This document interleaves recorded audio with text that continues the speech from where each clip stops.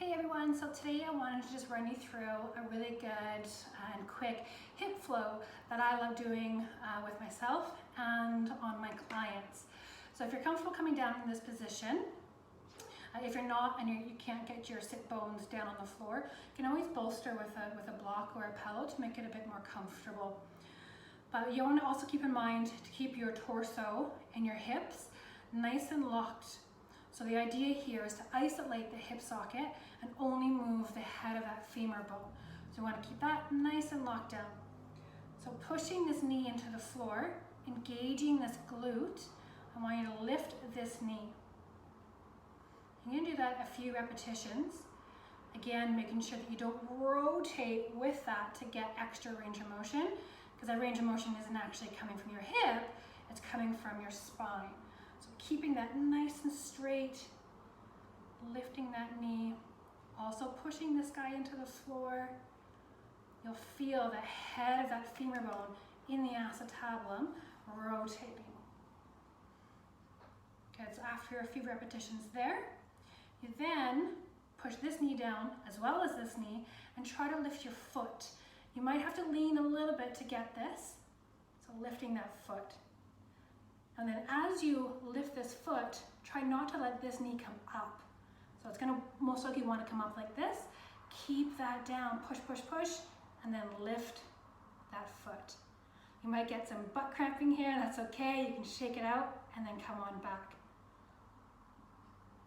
Good. And then the third one I like to do, placing this hand down on the floor, locking out this elbow, is lifting both knee and foot. So pressing down with this knee, lifting both here and back down. And you can see here how my torso isn't leaning and my elbow isn't bending. So if you have to bend, just work towards locking out that elbow so you know you're isolating that hip. Awesome.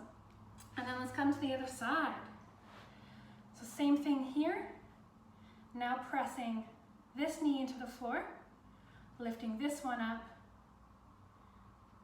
Now see how it feels compared to the other side. You can do a few repetitions here. And again, slight lean if you need to. Now lifting that foot. The foot isn't typically going to get very high, that's okay. Just really focus on trying to get the whole foot off the floor, keeping that torso nice and tall. And then hand down, elbow locked out nice and straight. Now lifting both. Awesome. Then you can take your hands behind you to help you stay nice and tall here with your posture. Lock those feet to the floor, and now you can take this side to side. So pushing that knee down, this one up. When it gets to its end range, now you can allow this one to come follow. Keeping that torso nice and round, and then you end up on the other side. Again, now I'm pushing this knee down, this one comes up. When I hit the end range, I allow the other one to follow to the other side. So make sure you're nice and active with this and you're moving through it with intent. You know, often we'll see that people just come through nice, have a rounded spine and they just flop side to side. You're not really truly isolating and activating that hip joint. Awesome. So give that a try and let me know how you get on.